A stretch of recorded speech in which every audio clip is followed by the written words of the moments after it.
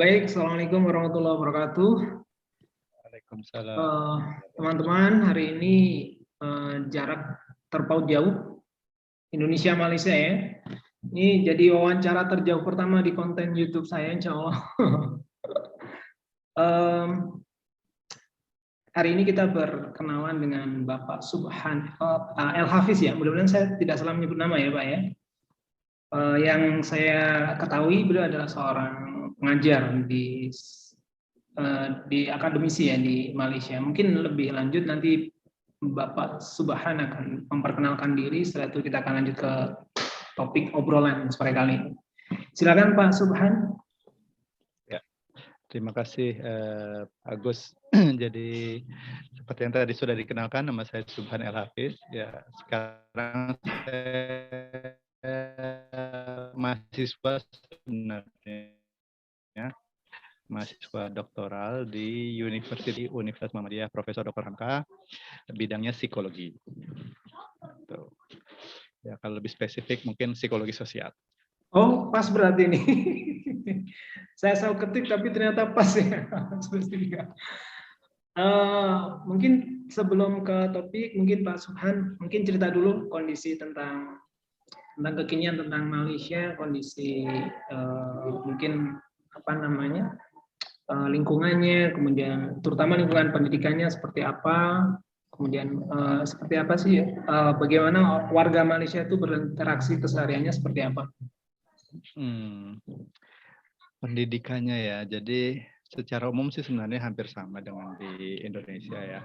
Karakter orang-orangnya, cuma mereka kan punya kelebihan karena dijajah oleh Inggris gitu. Mereka lebih familiar dengan bahasa Inggris, jadi foreigner itu lebih mudah untuk beradaptasi di sini karena kalau mereka ngomong bahasa Inggris itu orang juga paham gitu. Dan itu memudahkan kampusnya itu menerima mahasiswa internasional gitu. Jadi keberadaan mahasiswa internasional di Malaysia ini cukup mendongkrak ranking gitu ya. Jadi kan salah satu penilaian memang kalau dari yang rankingan itu adalah jumlah mahasiswa internasional di Malaysia ini karena mereka cukup familiar dengan bahasa Inggris. Itu akhirnya orang-orang dari mana-mana datang gitu.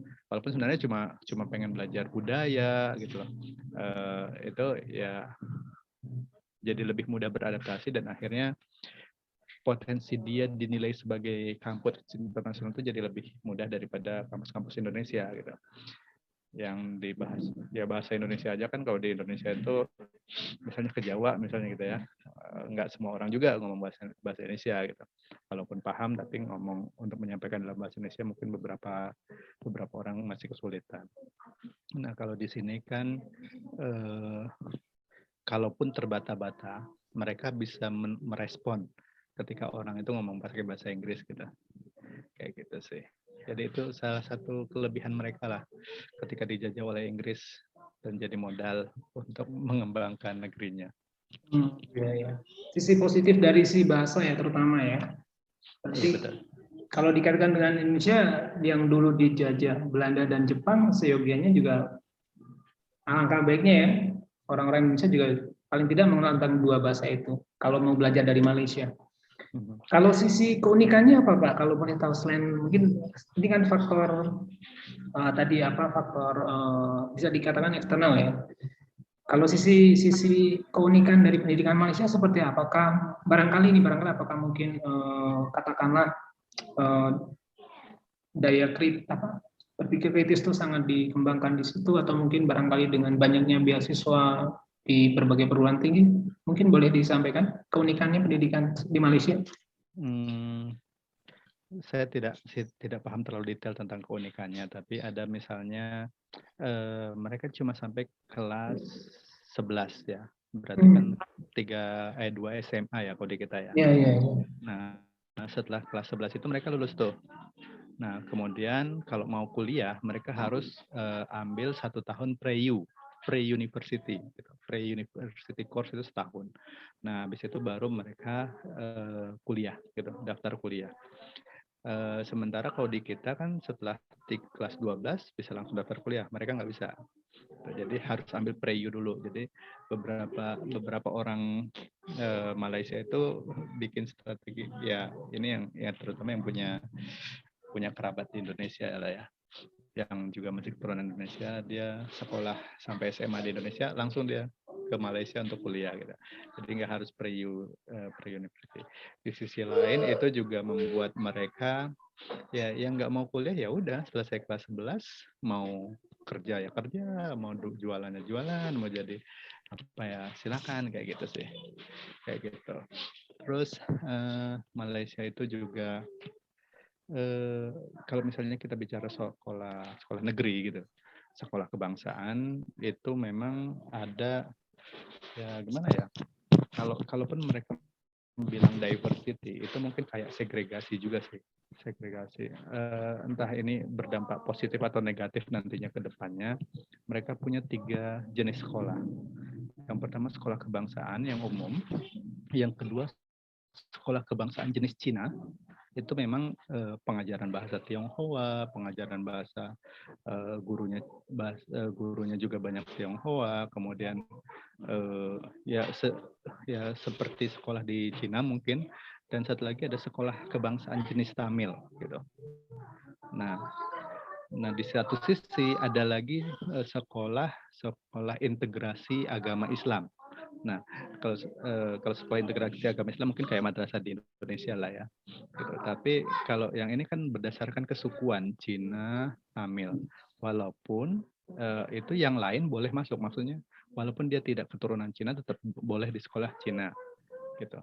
Kayak gitu sih. Tapi entah bagaimana ke depannya dari eksperimen pendidikan mereka yang seperti ini. Tapi itu ya kalau saya sih secara mata awam aja melihatnya itu kayak segregasi sebenarnya. Tapi entah sejauh ini belum terlihat ada konflik. Semoga nggak ada konflik juga jadinya ke depan. Tapi ya kita lihat aja nanti ke depannya bagaimana dengan pendidikan mereka itu. Oh, ya. Berarti ada 3 jenis sekolah ya kalau di Malaysia ya tadi. Kalau Tamil kalau tidak salah itu Melayu ya Pak Subhan ya. Kalau Tamil itu yang keturunan India. Oh India mah.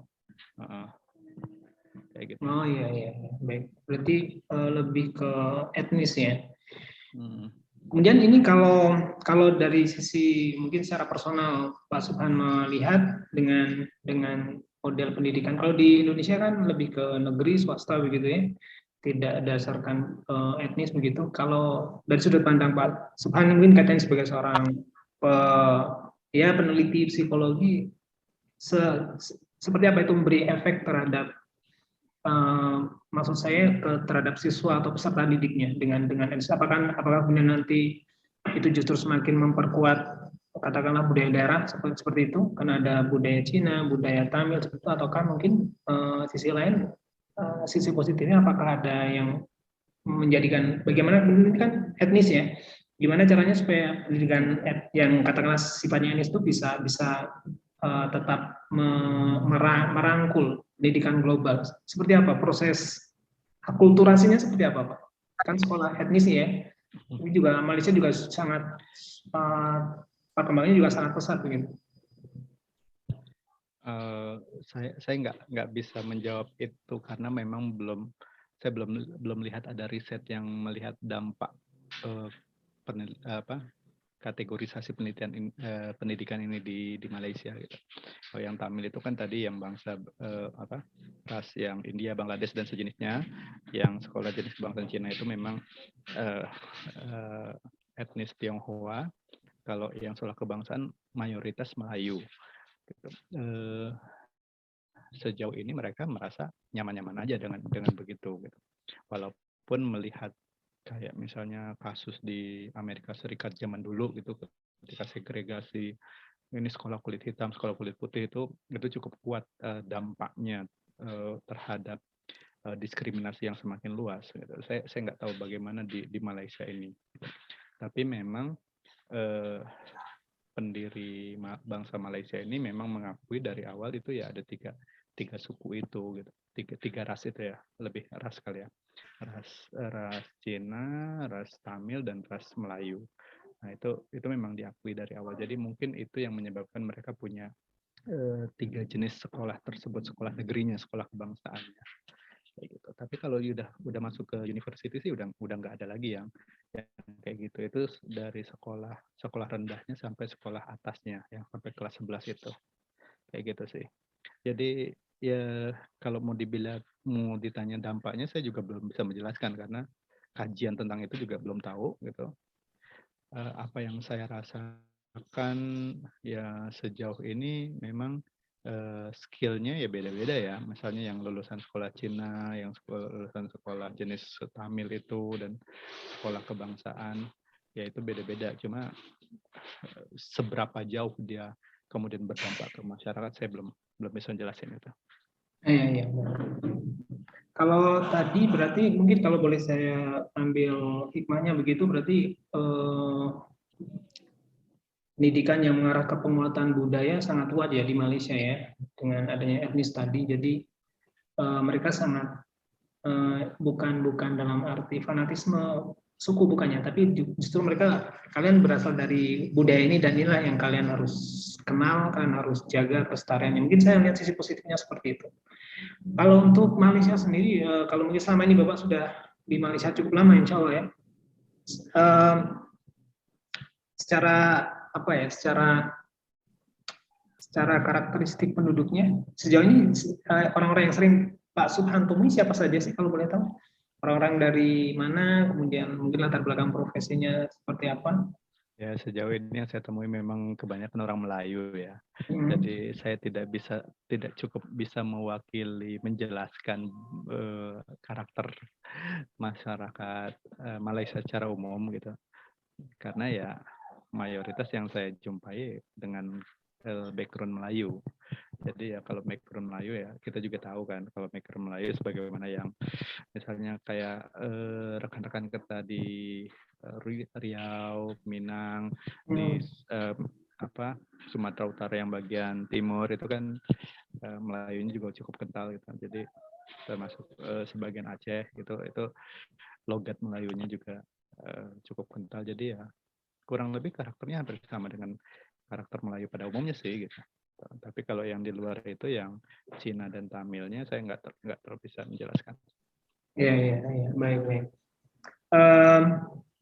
Tentang mungkin sekarang langsung ke topik psikologi ya Pak ya mungkin. Dari tadi bukan psikologi ya, itu psikologi juga. tadi pengantar tadi. Tadi pengantar. Psikologi sosial. Kalau psikologi ini yang mungkin pemahaman saya nih ya, pemahaman saya psikologi itu lebih ke hubungan individu begitu ya, pemahaman saya mungkin. Mungkin Pak Subhan boleh menjelaskan sebenarnya psikologi itu seperti apa sebenarnya, kemudian apa saja yang sebenarnya dipelajari dalam psikologi yang notabene cukup luas ya cakupannya. Kalau belajar psikologi ya seperti yang tadi dibilang Pak Agus, kalau itu cukup luas. Kalau sederhananya sih dan tetap akhirnya jadi luas banget. Ketika ada manusia di sana ada psikologi gitu. Jadi selama masih ada manusianya di situ ada psikologi. Bahkan dulu di awal-awal sejarahnya psikologi juga mempelajari perilaku binatang gitu yang kemudian diterapkan kepada manusia. Efek dari kajiannya itu kemudian diterapkan pada manusia. Cuma di belakangan aja kemudian mulai dipisahkan antara psikologi hewan dengan psikologi yang manusia. Gitu. Jadi kalau mau dibilang batasannya hampir tak terbatas gitu. Kecuali yang mempelajari bukan manusia lagi. Kalau yang mempelajari masih manusia kan berarti dirinya sendiri juga manusia. Berarti ketika dia mempelajari dirinya sendiri pun itu masih masuk kategori psikologi. Gitu. Jadi misalnya ada nama tokohnya Piaget, Jean Piaget. Dia banyak menjelaskan tentang perkembangan anak gitu. Nah, kajiannya itu sebenarnya lebih banyak mengkaji perkembangan anaknya sendiri gitu. Yang kemudian dia observasi, dia amati, dia catat, kemudian dia jadikan sebuah simpulan. Nah, itu psikologi juga kan gitu. Jadi ya gimana ya?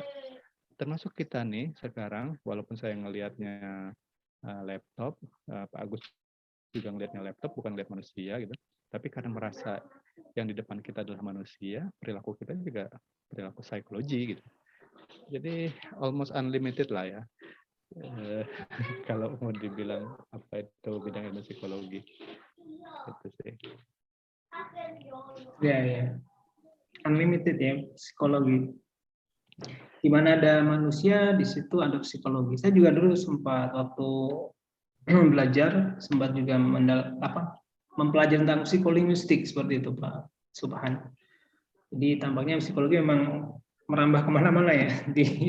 Yang saya pelajari juga psikolinguistik masuk gitu, ada sosiolinguistik juga.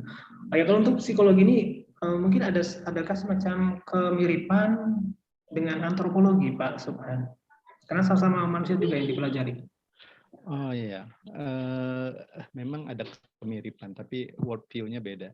Jadi kalau cara psikologi memandang manusia itu kan dilihat apa yang menjadikan dia berperilaku, apa yang menjadikan dia berpikir, apa yang membuat dia bergerak. Gitu. Sementara dan itu bisa jadi dari mana-mana gitu. Jadi misalnya kayak Freud itu bisa menjelaskan dari alam bawah sadar gitu misalnya. Kalau dari konsep-konsepnya humanisme itu dari kebebasannya kebebasan untuk memilih gitu misalnya. Atau teori-teori behavior itu karena ada reward atau punishment gitu. Kalau antropologi kan lebih melihat unsur kultur, unsur lingkungan yang kemudian mempengaruhi manusia tersebut gitu. Sampai kemudian jadi ada artefak-artefak dari perilaku manusia, budaya-budaya itu gitu. Dan di psikologi itu juga diyakini sebagai bentuk penyebab perilaku gitu. Misalnya ada teorinya siapa ya? Dulu rekannya Freud. Itu dia menjelaskan tentang ketidaksadaran kolektif. Ketidaksadaran kolektif itu archetype. Jadi archetype itu ya yaitu unsur-unsur yang memang banyak dalam sebuah budaya kemudian mempengaruhi perilaku manusia. Kayak gitu sih. Jadi kurang lebih kayak gitu ya. Memang psikologi world view-nya beda dengan antropologi. Baik. Jadi kombinasi ya kalau psikologi antropologi itu. Jadi dua kombinasi yang pas ya, untuk belajar manusia saling menguatkan mungkin ya. Kalau untuk ini tentang psikologi mengarah ke psikologi sosial nih, seperti apa yang dipelajari Pak Subhan? Oke. Mungkin ini apa ya istilahnya interdisipliner kali ya. Jadi misalnya kalau tadi antropologi dengan psikologi itu seringkali yang berkembang adalah psikologi budaya, kajian-kajian psikologi budaya, atau dalam apa sisi yang satu lagi menjadi psikologi lintas budaya. Itu dua konsep yang beda. Kalau misalnya psikologi dengan pendidikan jadi psikologi pendidikan. Nah, ini aspek sosial. Jadi psikologi dengan sosiologi jadilah psikologi sosial. Nah, sejarahnya sebenarnya cukup menarik juga sih. Sejarahnya itu di tahun yang sama, saya lupa tahun berapa, 1908 kalau nggak salah, tapi nanti bisa dicek lagi ya tahunnya tahun berapa. Di tahun itu ada dua buku yang muncul bersamaan, judulnya Social Psychology. Yang satu ditulis oleh orang sosiologi, yang satu ditulis oleh orang psikologi. Nah, itu dianggap jadi tahun munculnya ilmu psikologi sosial. Jadi memang perkawinan antara dua disiplin ilmu sih, gitu. Ilmu psikologi dan ilmu sosiologi. Gitu, bagus. Psikologi dan sosial, ya. Kalau sisi sosial sendiri meliputi apa saja kalau boleh tahu Pak Subhan? Sisi sosial mungkin psikologi sosial bisa jadi termasuk bidang ilmu psikologi yang limitnya itu sedikit di bawah psikologi. Ya. Karena psikologi sosial itu tidak hanya melihat manusia. Ya oke, basicnya adalah perilaku manusia dan manusia lainnya. Gitu. Jadi kalau Pak Agus lagi sendiri di kamar gitu ya, bisa joget-joget, lompat-lompat gitu.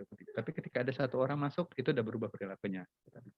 Atau yang masuk beda nih, yang masuk teman, yang satu masuk anak, yang satu masuk istri. Itu kan perilakunya beda-beda. Gitu.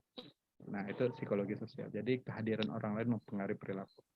Tapi ternyata psikologi sosial tuh juga bisa sangat luas gitu. Karena manusia lainnya itu tidak selalu harus dalam wujud nyata. Jadi misalnya manusia lain itu bisa dalam bentuk kayak tulisan. Misalnya Pak Agus lagi bawa motor, gitu. Terus di depan ada tulisan polisi gitu. Padahal polisinya nggak ada, tapi cara bawa motornya udah berubah, gitu kan. Nah, itu seolah-olah berinteraksi dengan polisinya, padahal polisinya nggak ada. Itu juga masuk ke dalam kajian ilmu psikologi sosial, gitu. Jadi tidak hanya manusia lain ada di sana, tapi manusia yang ada sifatnya tersirat itu pun masuk kajian psikologi sosial. Jadi ya bisa jadi luas banget ya. Termasuk kalau misalnya lagi di hutan sendiri kita merasa kayaknya ada yang ngikutin saya nih walaupun nggak ada gitu ya, ya udah jadi psikologi sosial juga gitu. Tapi kalau dia yakin bahwa tidak ada siapapun selain dirinya ya bukan psikologi sosial sih. Iya, iya. Semakin ini ya, semakin mendetail ya. Kalau psikologi di mana ada manusia di situ ada psikologi. Sekarang kalau di mana ada aktivitas sosial itu ada psikologi sosial. Dan tadi menariknya ternyata hubungan antar manusia tidak hanya harus fisik ke fisik ya. Artinya apapun yang memang itu masih menyeratkan unsur manusia, meskipun dalam bentuk simbol atau mungkin lambang-lambang ya. Tadi ada tulisan, ada mungkin poster atau mungkin ada cuma peringatan. Ya contoh mungkin kalau yang mungkin saya coba untuk mencontohkan dalam sisi lain, misalnya ketika kita sedang duduk tiba-tiba ada suara azan begitu, kita tinggal lihat manusia tapi kita mendengar suaranya jadi akhirnya oh salat dulu. Nah itu yang mungkin apa ya? Nah sekarang begini mungkin kalau boleh Pak Suman menjelaskan apa yang terjadi dalam pikiran manusia ketika itu terjadi begitu. Jadi kalau misalnya ketika ada tulisan ada polisi kemudian yang semula ngebut jadi lebih tenang, yang semula nggak pakai helm jadi ribut cari helm begitu.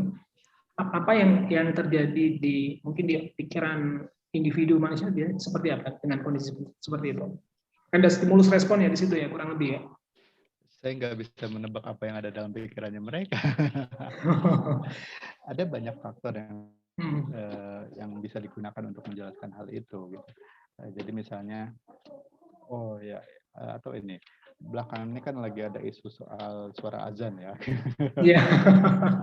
Sampai ke Malaysia juga ya Pak ya. Ya. Nah itu kan respon kita juga tergantung dengan karakter orangnya gitu ya. Yang dengar siapa dulu gitu. Kemudian selain yang dengar siapa, misalnya kalau dilihat dari religiusitasnya bagaimana gitu. Kemudian agamanya apa, kemudian ternyata juga bisa dilihat dari bagaimana pendidikan orang tuanya ke dia gitu.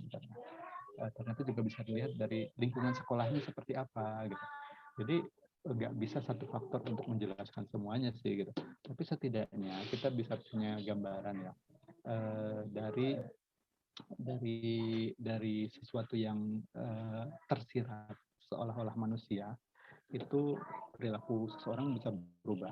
Tapi perubahan perilaku itu jangan digeneralisir bahwa semua akan berperilaku sama.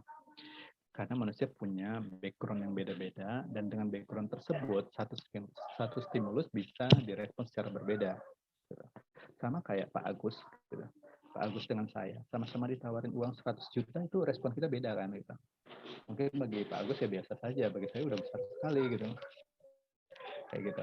Nah, itu juga yang menyebabkan untuk melihat psikologi itu mempelajari manusia itu ada banyak faktor yang harus dipertimbangkan, termasuk psikologi sosial ya. Ada banyak sekali faktor yang harus dipertimbangkan untuk mengatakan, oh ini perilaku dia karena ini, atau perilaku dia tidak karena itu. Itu banyak sekali faktor yang harus dipertimbangkan. Nah itu yang terus digali oleh orang-orang psikologi untuk memahami hal itu. Iya ya.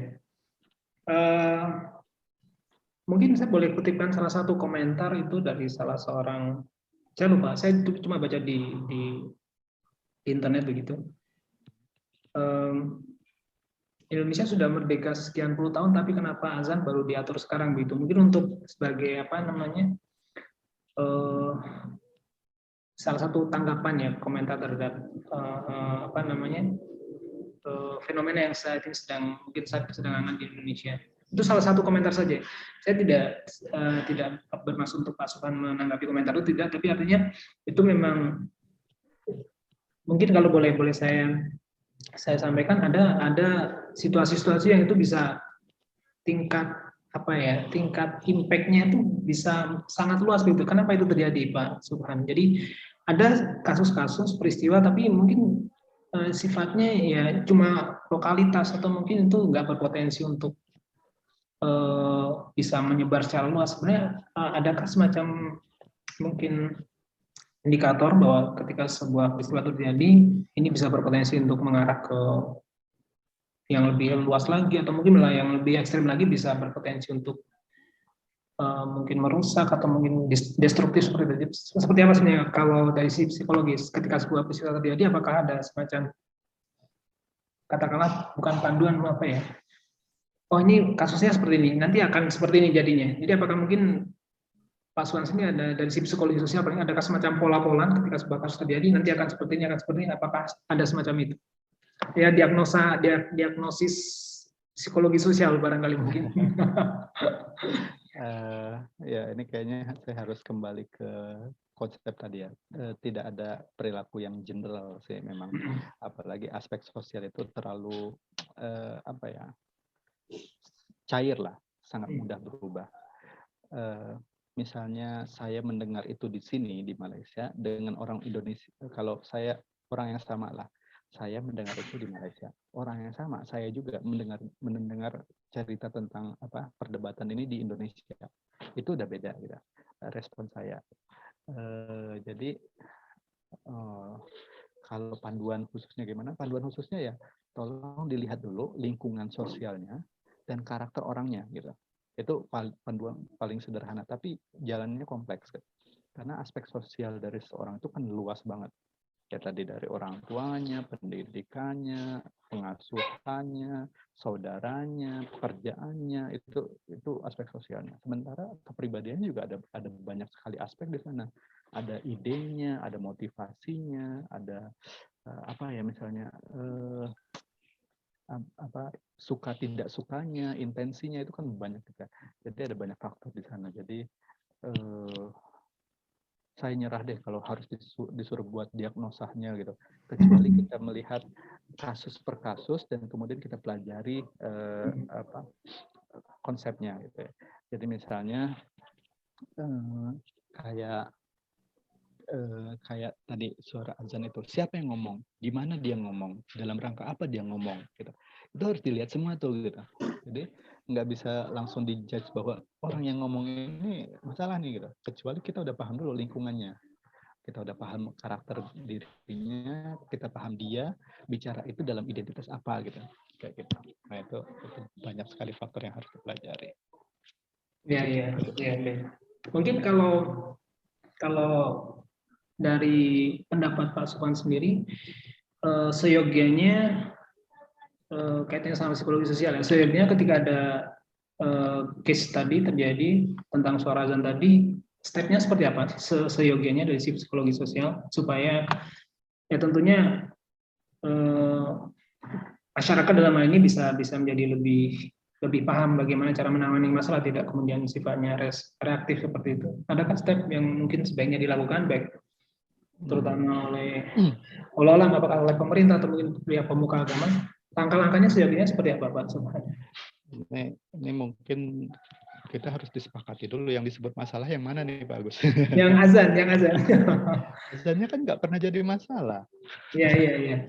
Terus yang jadi masalah yang mana? Apakah pernyataan menterinya yang mau jadi masalah? Apakah kerasnya suara azan yang jadi masalah? Ataukah masalah apa gitu? Ini nggak terlalu luas kalau misalnya azan itu jadi masalah, karena azannya juga nggak masalah kok gitu. Iya. Semua orang juga paham kalau ya kita bisa bilang semua orang lah ya. Kalau orang Islam itu tiap 5 hari sekali ada azan gitu. Mungkin kalau dari sisi case menterinya apa mungkin Pak? Oh, kalau dari case menterinya ya itu karena dia kan kebetulan dia figur publik yang kemudian omongannya itu kemudian ya nggak punya corong pun kenceng gitu kan, kedengeran kemana-mana. Iya. Ya kalau saya ngomong sendiri juga belum tentu orang dengar gitu. Terus kalaupun orang dengar, dia akan tanya siapa Anda gitu. Kenapa apa pentingnya saya dengar Anda ngomong kayak gitu gitu. Kayak gitu bisa jadi. Nah, ya kalau case Pak Menterinya ya karena dia figur publik ya, kemudian jadi bahan diskusi publik ya, itu hal yang wajar gitu. Yang mungkin agak kurang wajar adalah ketika dia menteri, Membandingkan. dia ngomongnya provokatif, kemudian nggak ada yang nanggepin gitu. Nah ini dianggap apa enggak kementeriannya itu gitu, kayak gitu kan. Gitu. Ya kalau masih ditanggapi ya berarti orang juga masih melihat dia sebagai menteri, gitu.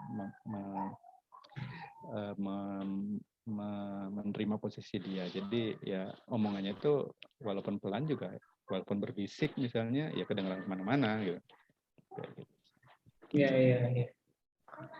Jadi figur publik tadi ya.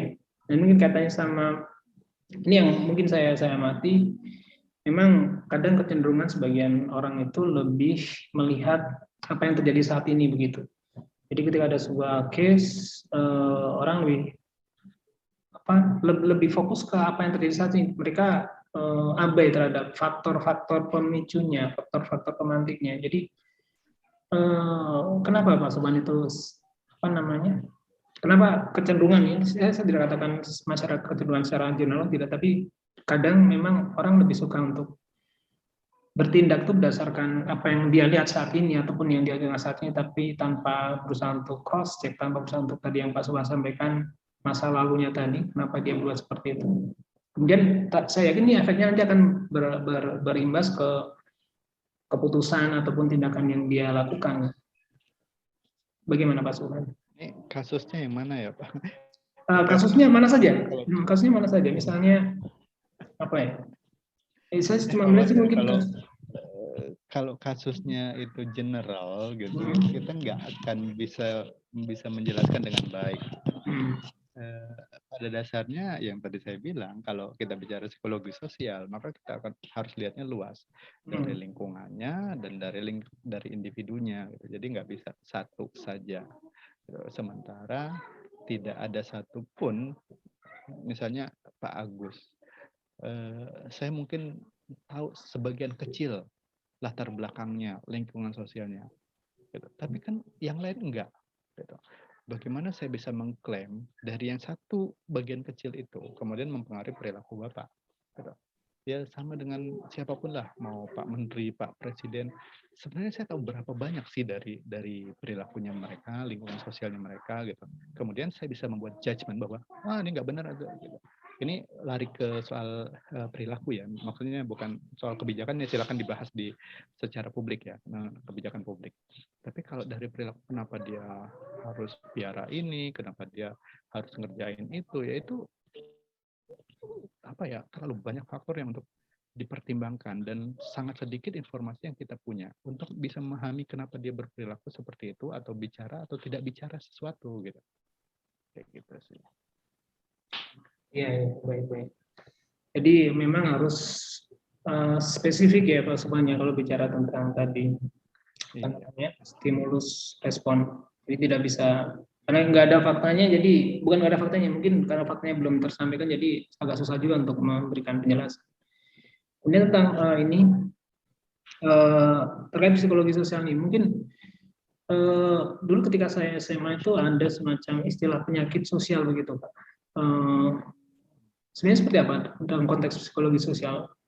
Apakah itu benar sebuah penyakit? Apakah penamaan itu apakah benar menurut Pak Subhan ataukah memang yang lain? Kemudian seperti apa yang termasuk kata? Kalaupun misalnya benar, penyakit sosial dalam konteks psikologi itu seperti apa?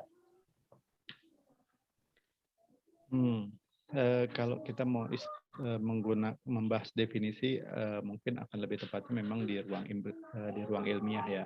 Tapi memang kalau bicara soal penyakit sosial, ada buku judulnya Patologi Sosial, kalau nggak salah karangannya Kartini Kartono. Itu silakan dibaca tentang itu. Dan di antara penjelasannya, di antara penyakit sosial itu ya kayak berjudi dan sejenisnya. tapi perspektif penyakit dari cara pandang psikologi dan cara pandang sosiologi itu beda gitu. Jadi itu juga yang harus dipahami. Nah, ini mau dilihat dari aspek apa gitu. Kalau misalnya perjudian, dari aspek sosiologi ada penjelasan, misalnya orangnya punya uang atau nggak punya uang, lagi punya uang, atau ada di masyarakat yang seperti apa gitu. Sementara dari penjelasan psikologi ya karakter orangnya seperti apa, apakah dia punya ketergantungan, punya adiksi apa enggak terhadap berjudi dan sebagainya, itu yang lebih banyak dibahas gitu. Jadi kalau psikologi nanti akan melihat ke karakter individunya, lebih kuat ke sana, tanpa meninggalkan peran sosial yang mempengaruhi individu tersebut. Sementara kalau sosiologi kan melihat karakter sosialnya, sosiologi seperti apa gitu.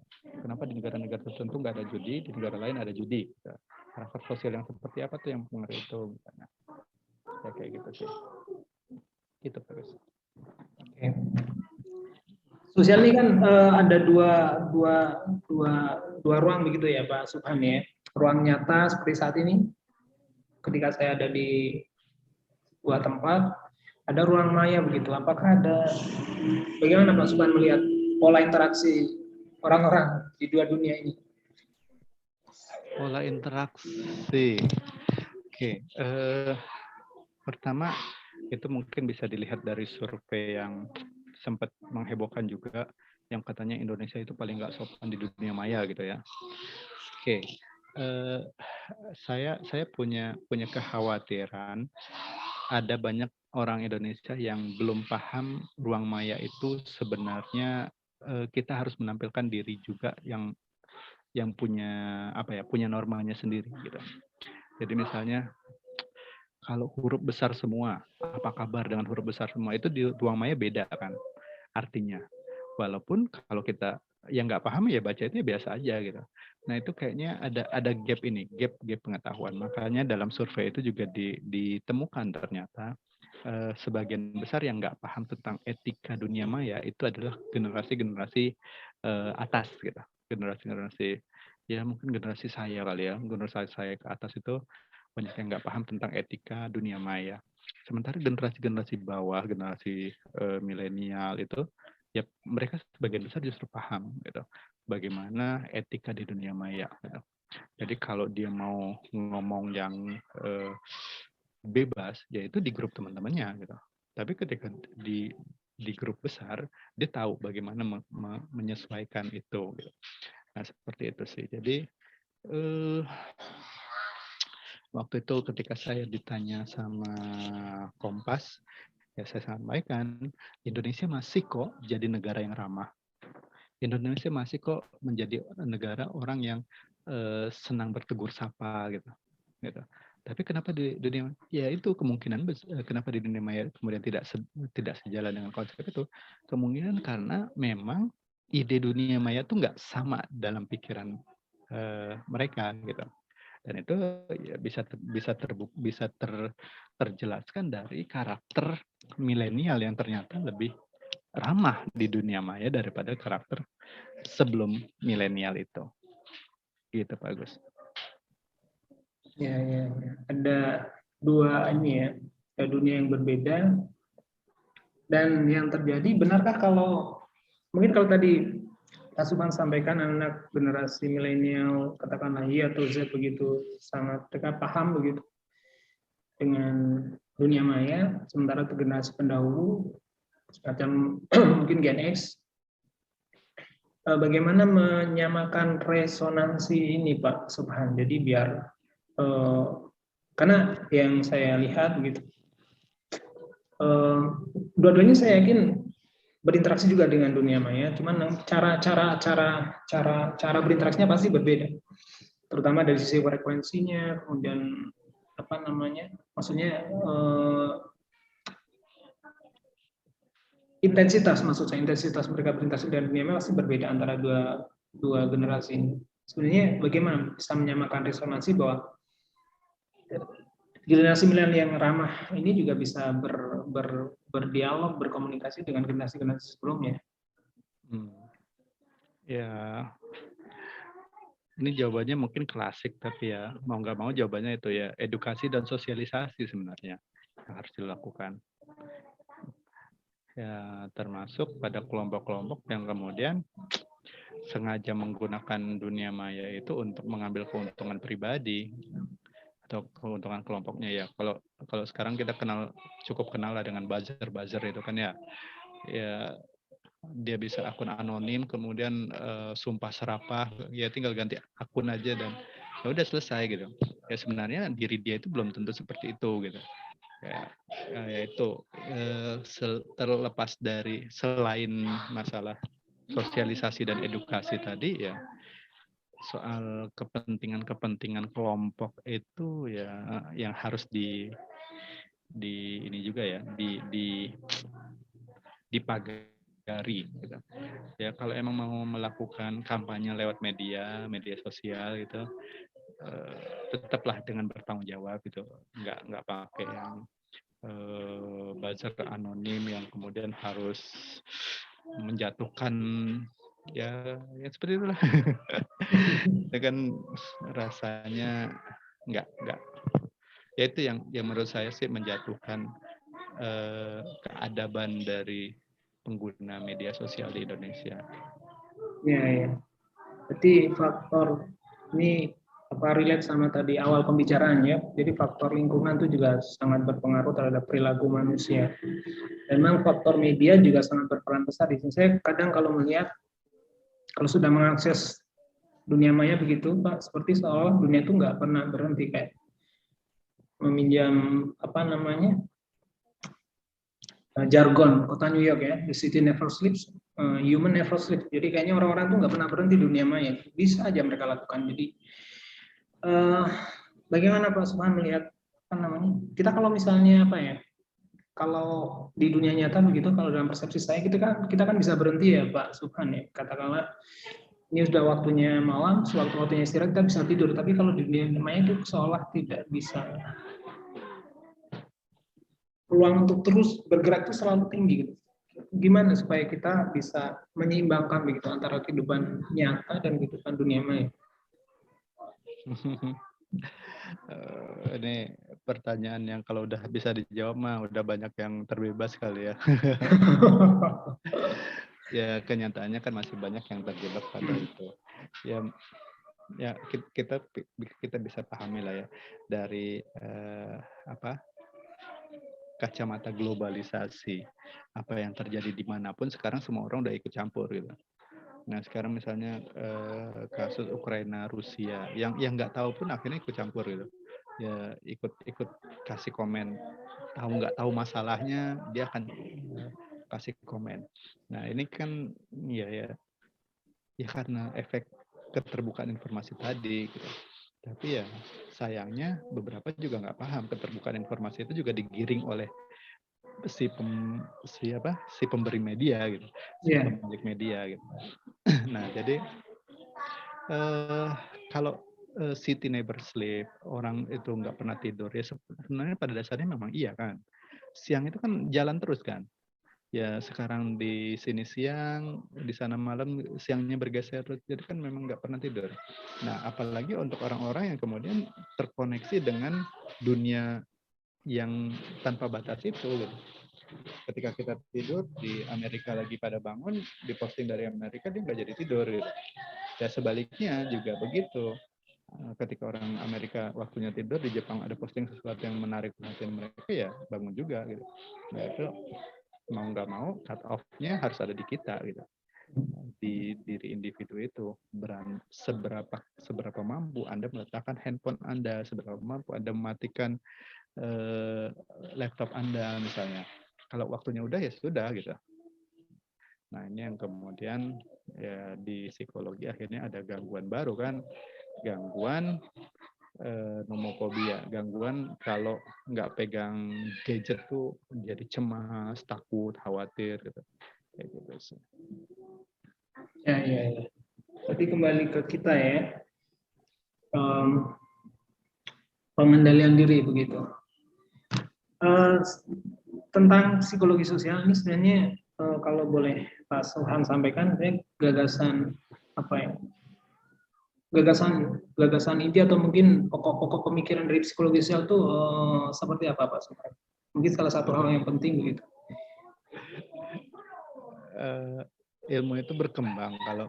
Kalau sekarang apa yang jadi gagasan pokok dan itu ya tergantung dari perkembangan ilmunya itu sendiri sih.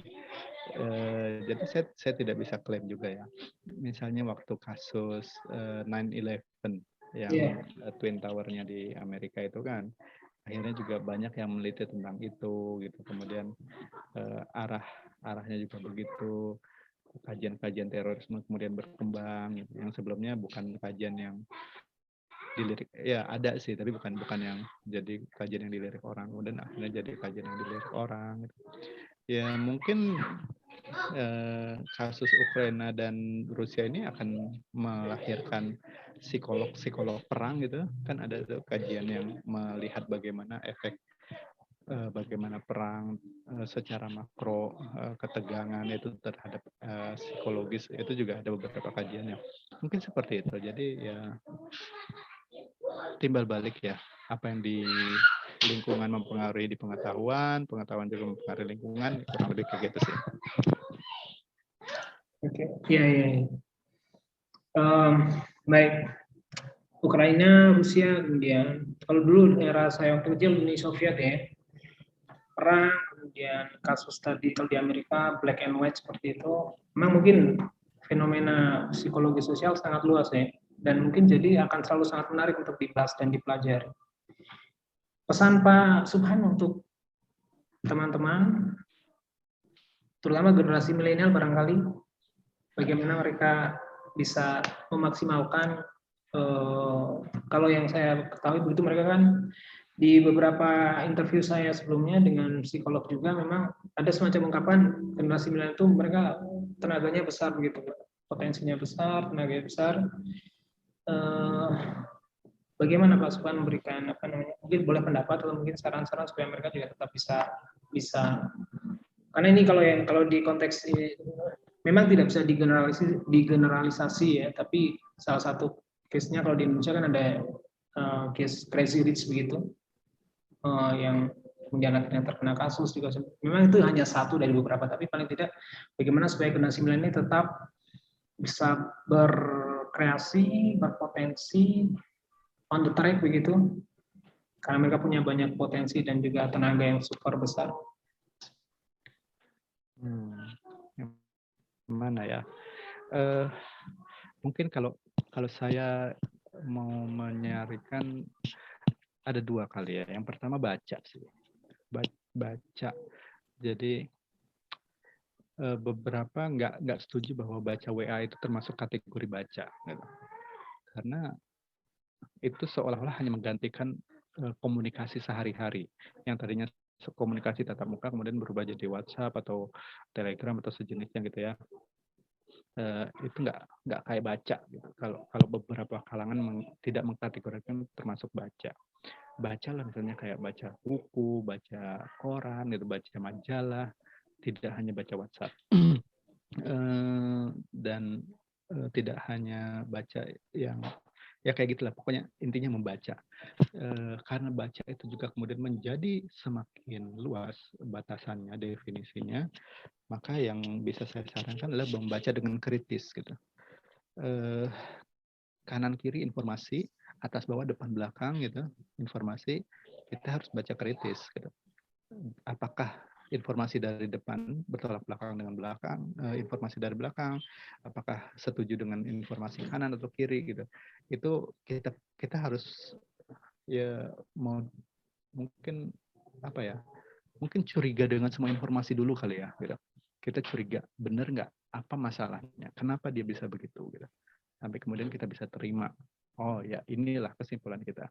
Tapi setelah melihat semuanya, setelah membaca semuanya dan kemudian membacanya juga dengan kritis gitu. Kalau membaca saja zaman dulu mungkin oke-oke aja gitu, karena sumber bacaan itu cuma buku, koran, majalah gitu yang ya kita bisa dari situ orang udah yakin saya kalau udah rajin baca tuh kayaknya terasah gitu ya teman. Tapi kalau sekarang bacanya itu yang kayak yang di media sosial yang nggak jelas, Kalau hanya membaca saja tanpa membaca kritis, kemungkinan ya jadi terombang-ambing juga gitu. Jadi ya mungkin bagi saya sarannya itu kali ya. 2 itu baca dan bacalah dengan kritis. Itu diharapkan nanti apapun potensi dia, ya melalui bacaan itu jalannya jadi benar gitu. Kayak gitu. Membaca saja ya. Membaca kritis lebih tepatnya ya Pak Suman ya. Iya, bacalah dengan kritis. Ya, ya. Kalau saya punya semacam tips begitu, tips supaya kita bisa mengarah ke membaca kritis, mungkin salah satunya dengan mengajukan pertanyaan. Bagaimana pendapat Pak Subhan?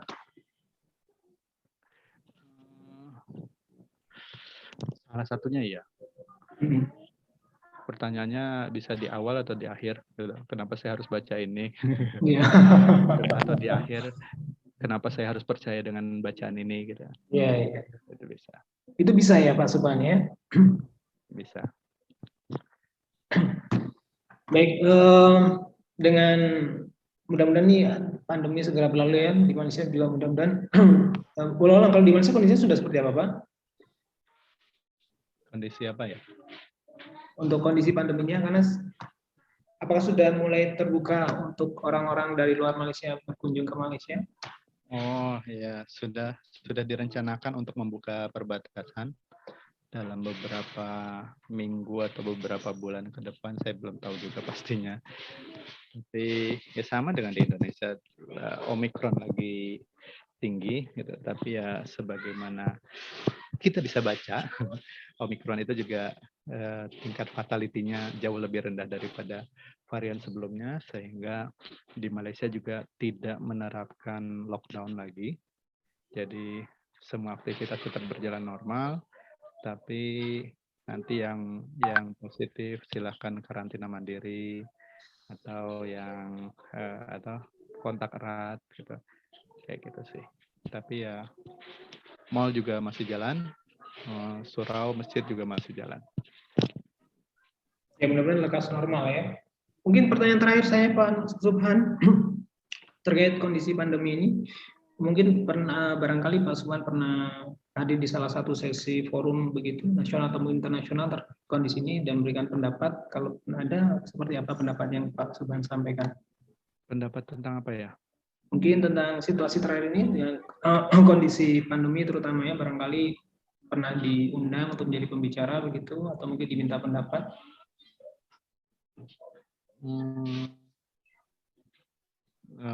Baik-baik aja lah. Gimana ya, pandemi ini ya udah 2 tahun lah. Sebagian besar kita sudah belajar beradaptasi semua. Jadi